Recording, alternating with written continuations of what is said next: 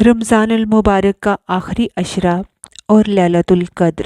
رمضان کے آخری عشرے کی ایک خصوصیت یہ ہے کہ اس میں ایک ایسی رات ہے جو 1000 مہینوں سے زیادہ بہتر ہے، یعنی اس رات کا عمل 1000 مہینوں کی عبادت سے زیادہ بہترین عمل ہے۔ یعنی ایک شخص اگر 1000 مہینے عبادت کرتا رہے اور دوسری طرف اس کو اگر یہ رات نصیب ہو جائے تو اس کی خوش قسمتی کے کیا کہنے، کیونکہ اس ایک رات میں وہ جو کچھ کرے گا وہ اس کی ساری عبادت سے افضل ہوگا۔ قرآن میں اللہ تعالیٰ نے ایک پوری سورت اس رات کے بارے میں نازل فرمائی ہے۔ سورۃ القدر۔ اللہ تعالیٰ فرماتے ہیں کہ بے شک ہم نے اس قرآن کو لیلۃ القدر میں اتارا، اور تمہیں کیا معلوم کہ لیلۃ القدر کیا ہے؟ لیلۃ القدر 1000 مہینوں سے زیادہ بہتر ہے۔ گویا اس رات کی فضیلت اس بنا پر بھی ہے کہ اس میں قرآن مجید نازل کیا گیا۔ قرآن کریم سب سے عظیم ہستی اللہ کی طرف سے آیا، سب سے بہترین انسان یعنی محمد صلی اللہ علیہ وآلہ وسلم پر نازل کیا گیا، اور سب سے بہترین مہینے رمضان المبارک میں نازل کیا گیا، سب سے بہترین رات یعنی لیلۃ القدر میں نازل کیا گیا کہ اس ایک رات کا عمل 1000 مہینوں سے افضل ہے، اور مزید فرمایا کہ اس میں فرشتے اترتے ہیں اور روح یعنی جبریل امین اترتے ہیں۔ یہ رات سراسر سلامتی کی رات ہے یہاں تک کہ فجر طلوع ہو جائے۔ اتنی خوبصورت رات، اتنی بہترین رات اور خیر و برکت اور بھلائیوں سے معمور رات، کیا ہم اس کا انتظار نہیں کریں گے؟ کیا ہم اس کو پانے کے لیے کوشش نہیں کریں گے اور اس کے لیے مزید اپنی تڑپ اور طلب بڑھائیں گے نہیں؟ خوش قسمت ہے وہ جو اس رات کی بھلائی پا گیا، اور بدقسمت ہے وہ جو اس رات کی خیر سے محروم رہ گیا۔ اس لیے ہمیں آج سے ہی اس بات کا تہیہ کر لینا چاہیے کہ انشاءاللہ ہم آخری عشرے کی سب راتوں میں عبادت کریں گے اور پچھلے 2 عشروں کی نسبت زیادہ کریں گے، تاکہ ہم اس رات میں نیک عمل کر کے اپنے نامہ اعمال کو بہتر بنا سکیں۔ اس رات کی تلاش میں اگر پورا عشرہ بھی عبادت کرنا پڑے تو کوئی مشکل کام نہیں، کوئی گھاٹے کا سودا نہیں، کیونکہ یہ رات جو خیر و برکت کی رات ہے، جس کو مل گئی اس کی خوش قسمتی کا کیا ٹھکانہ۔ لیکن یہ خوش قسمتی اس کے لیے ہے جو اس کی طلب رکھے، اس کے لیے بھاگ دوڑ کرے، اس کے انتظار میں رہے، اس کا شوق رکھے۔ یہ رات جس میں فرشتے اترتے ہیں، اس کے بارے میں نبی صلی اللہ علیہ وآلہ وسلم نے مزید وضاحت فرمائی۔ حضرت ابو ہریرہ سے روایت ہے کہ بلا شبہ اس رات میں زمین پر فرشتوں کی تعداد کنکریوں سے بھی زیادہ ہوتی ہے، اور پھر جب فرشتے اترتے ہیں تو ایک خاص طرح کا ماحول ہو جاتا ہے، ہر طرف نیکی کا دور دورہ ہوتا ہے، ایک خاص روح ہوتی ہے اس رات میں۔ اس لیے ہم سب کو اس سے بھرپور فائدہ اٹھانا چاہیے، کیونکہ ایک اچھا عمل 1000 ماہ کے عمل سے زیادہ اچھا ہے۔ حضرت انس رضی اللہ تعالیٰ عنہ سے روایت ہے کہ رمضان آیا تو نبی صلی اللہ علیہ وآلہ وسلم نے فرمایا کہ لوگو، یہ مہینہ جو تم پر آیا ہے اس میں ایک ایسی رات ہے جو 1000 مہینوں سے بہتر ہے۔ جو شخص اس سے محروم رہا وہ ہر بلائی سے محروم رہا۔ اس رات کی سعادت سے صرف بد نصیب کو ہی محروم کیا جاتا ہے، یعنی حقیقی معنوں میں بد نصیب وہ ہے جو اس رات کی عبادت سے محروم رہے، اس رات کی خیر و برکت سے محروم رہے۔ لیلۃ القدر آخری عشرے کی کوئی بھی رات ہو سکتی ہے، لیکن نبی صلی اللہ علیہ وآلہ وسلم نے فرمایا کہ اسے آخری طاق راتوں میں تلاش کرو۔ ابن عمر رضی اللہ تعالیٰ عنہ کہتے ہیں کہ نبی صلی اللہ علیہ وآلہ وسلم نے فرمایا، رمضان کے آخری عشرے میں شب قدر تلاش کرو، پھر اگر تم میں سے کوئی کمزوری دکھائے یا عاجز ہو جائے تو آخری 7 راتوں میں سستی نہ کرے۔ یعنی نبی صلی اللہ علیہ وآلہ وسلم نے اس کو اور جو ہے اس کی شارٹ لسٹ کر دی۔ پہلے 10 راتوں کا بتایا، پھر آخری 7 راتوں کی طرف توجہ دلائی۔ یہ صحیح مسلم کی روایت ہے۔ اسی رات کا قیام گناہوں کی بخشش کا ذریعہ ہے۔ نبی صلی اللہ علیہ وآلہ وسلم نے فرمایا، جس نے لیلۃ القدر میں ایمان اور احتساب یعنی ثواب کی نیت سے قیام کیا، اس کے پچھلے تمام گناہ معاف کر دیے جائیں گے۔ اس سے ہمیں یہ بھی بات پتہ چلتی ہے کہ اس رات کی سب سے افضل نیکی قیام کرنا ہے، یعنی اللہ تعالیٰ کے حضور کھڑے ہو کر زیادہ سے زیادہ قرآن مجید پڑھنا، یعنی نماز کی حالت میں یا سننا۔ اس رات میں جو ہے وہ شور ہنگامے، لڑائی جھگڑے، فضول باتیں، لغو گفتگو سے پرہیز کرنا چاہیے۔ عام طور پر ہوتا یہ ہے کہ جب لوگ مساجد میں اکٹھے ہوتے ہیں یا کچھ گھروں میں لوگ اکٹھے ہوتے ہیں، اجتماعی طور پر قیام اللیل کا اہتمام کرتے ہیں، تو پھر بعض اوقات تھکاوٹ ہونے کی صورت میں چائے کا دور چلتا ہے یا پھر گفتگو شروع ہو جاتی ہے، اور ہو سکتا ہے کہ وہی دعا کی قبولیت کا ٹائم ہو۔ اس لیے پوری رات میں انسان اپنے آپ پر چیک رکھے، نظر رکھے کہ وہ عبادت کے سوا کسی اور چیز کی طرف دھیان نہ دے۔ اگر کوئی اور بھی کچھ کر رہا ہے تو اس کو بھی سمجھائے۔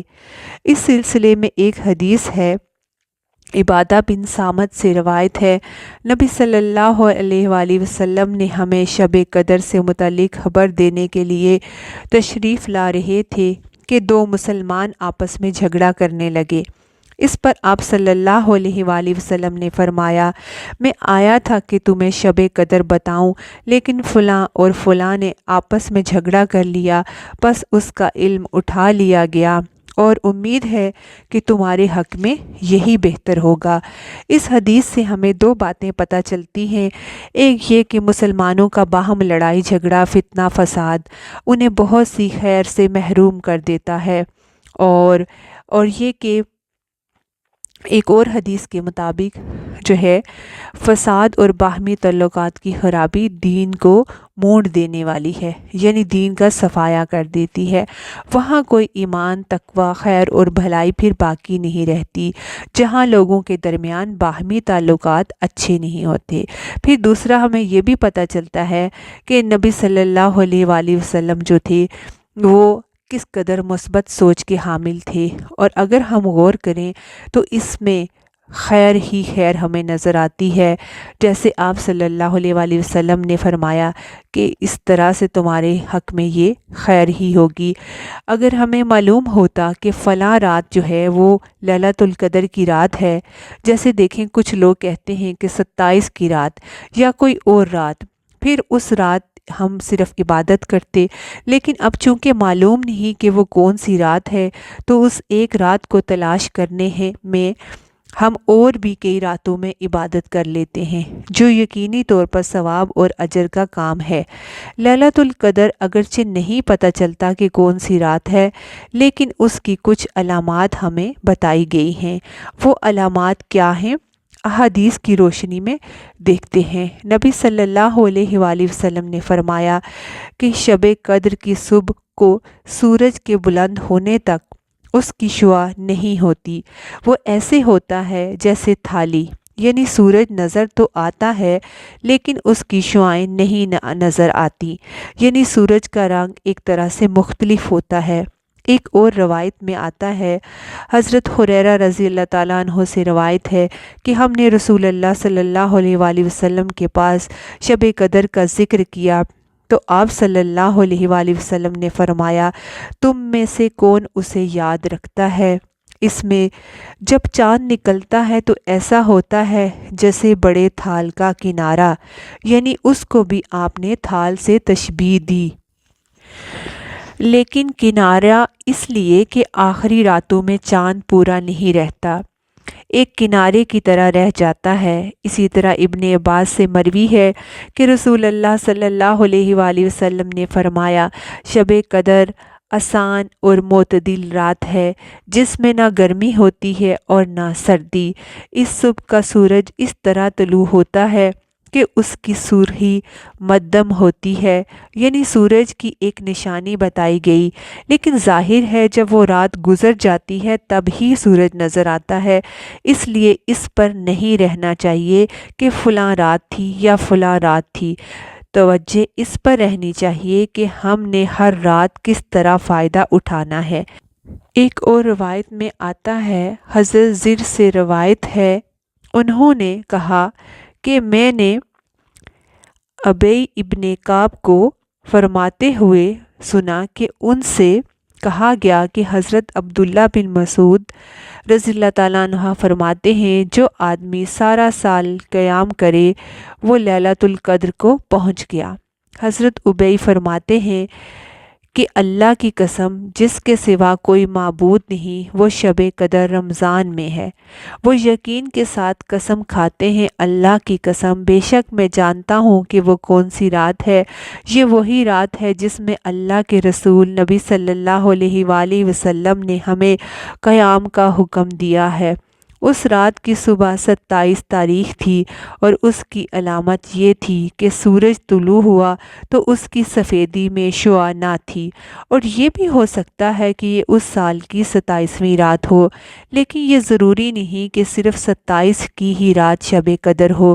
حضرت عائشہ رضی اللہ تعالیٰ عنہ کہتی ہیں کہ میں نے پوچھا، اے اللہ کے رسول، اگر میں شب قدر پالوں تو اس میں کیا کہوں، یعنی کون سی دعا میں مانگوں؟ آپ صلی اللہ علیہ وآلہ وسلم نے کہا، کہو اللہم انک عفو کریم تحب العفو فاعف عنی، اے اللہ تو معاف کرنے والا ہے، کرم فرمانے والا ہے، معاف کرنے کو پسند کرتا ہے، پس تو مجھ کو معاف کر دے۔ اس سے یہ بات پتہ چلتی ہے کہ اس رات میں زیادہ سے زیادہ اللہ تعالیٰ سے بخشش کی دعا کرنی چاہیے، معافی اور درگزر کی دعا کرنی چاہیے۔ اس کے علاوہ انسان قرآن مجید کی تلاوت کر سکتا ہے۔ اگر خواتین نماز نہ پڑھ سکیں تو ذکر اذکار کر سکتی ہیں، تسبیحات کر سکتی ہیں۔ اپنی غلطیوں کی ہم سب معافی مانگ سکتے ہیں، کیونکہ اللہ تعالیٰ کو بندے کی توبہ سے خوشی ہوتی ہے۔ حدیث میں آتا ہے، نبی صلی اللہ علیہ وآلہ وسلم نے فرمایا، ایک آدمی گناہ کرتا ہے، پھر کہتا ہے، اے اللہ میرا گناہ معاف کر دے، تو اللہ تعالیٰ فرماتا ہے کہ میرے بندے نے گناہ کا کام کیا اور اسے علم ہے کہ اس کا کوئی رب بھی ہے جو گناہوں کو معاف فرماتا ہے اور ان پر مواخذہ کرتا ہے، میں نے اپنے بندے کو معاف کر دیا۔ یعنی اللہ تعالیٰ اس بات سے خوش ہوتے ہیں کہ بندہ اللہ تعالیٰ سے معافی کی دعا مانگے، پھر اللہ تعالیٰ بخشش کا وعدہ بھی کرتے ہیں۔ رسول اللہ صلی اللہ علیہ وآلہ وسلم نے فرمایا کہ شیطان نے اللہ عز و جل سے کہا، مجھے تیرے عز و جلال کی قسم، میں تیرے بندوں کو جب تک کہ وہ فوت نہیں ہو جاتے انہیں گمراہ کرتا رہوں گا۔ اور اللہ تعالیٰ نے فرمایا کہ مجھے اپنے عز و جلال کی قسم، جب تک وہ مجھ سے معافی مانگتے رہیں گے میں بھی انہیں معاف کرتا رہوں گا۔ یعنی اللہ تعالیٰ کو معاف کرنا پسند ہے، اس لیے خصوصی طور پر لیلۃ القدر میں اپنے گناہوں کی معافی مانگنی چاہیے، کیونکہ اس میں قبولیت کی گھڑیاں ہوتی ہیں۔ اور استغفار کا فائدہ یہ بھی ہے کہ انسان عذاب سے محروم رہتا ہے۔ قرآن مجید میں اللہ تعالیٰ فرماتے ہیں، ان کو عذاب نہیں دیں گے جب تک وہ استغفار کرتے رہیں گے۔ تو کوئی بھی انسان یا قوم اپنی کوتاہیوں، غفلتوں، گناہوں کی وجہ سے اللہ تعالیٰ کو ناراض کر دیتی ہے، لیکن اللہ تعالیٰ غفور الرحیم ہیں، وہ اپنے بندوں کو معاف کر دیتے ہیں۔ لہٰذا اس موقع پر ہمیں انفرادی توبہ کے علاوہ اجتماعی توبہ بھی کرنی چاہیے۔ قرآن مجید میں اللہ تعالیٰ فرماتے ہیں، اے مومنو سب مل کر اللہ سے توبہ کرو، اللہ تعالیٰ معاف فرمانے والا ہے، خواہ انسان کے گناہ آسمان کی بلندیوں تک ہی کیوں نہ پہنچ جائیں۔ اور آپ صلی اللہ علیہ وآلہ وسلم نے یہ بھی فرمایا کہ جو آدمی یہ بات پسند کرتا ہے کہ اس کا اعمال نامہ اسے خوش کر دے تو وہ کثرت سے استغفار کیا کرے۔ ایک اور روایت میں آتا ہے، خوشخبری ہے اس کے لیے جو اپنے نامہ اعمال میں بکثرت استغفار پائے۔ ہمیں اللہ تعالیٰ سے دعا کرنی چاہیے کہ اللہ تعالیٰ ہمیں یہ رات نصیب فرمائے اور ہمارے گناہوں کی بخشش بھی فرمائے اور ہم پر اپنی رحمتوں کا نزول بھی فرمائے، اور اللہ تعالیٰ کا شکر بھی ادا کرنا چاہیے کہ اس نے ہمیں یہ رمضان کا مہینہ بخشا، یہ آخری عشرہ دیا، اور اللہ سے دعا کریں کہ اللہ ہمیں لیلۃ القدر نصیب کرے اور ہمارے گناہوں کو معاف فرمائے۔ اللہ تعالیٰ ہمیں مزید نیکی کے راستے پہ بھی استقامت دے، اللہ تعالیٰ ہمیں صحیح راستے پہ چلنے کی توفیق دے، اللہ ہمیں قرآن و سنت کے راستے پہ چلنے کی توفیق دے۔ اللہ تعالیٰ سب کو لیلۃ القدر نصیب فرمائے، آمین۔ السلام علیکم ورحمۃ اللہ وبرکاتہ۔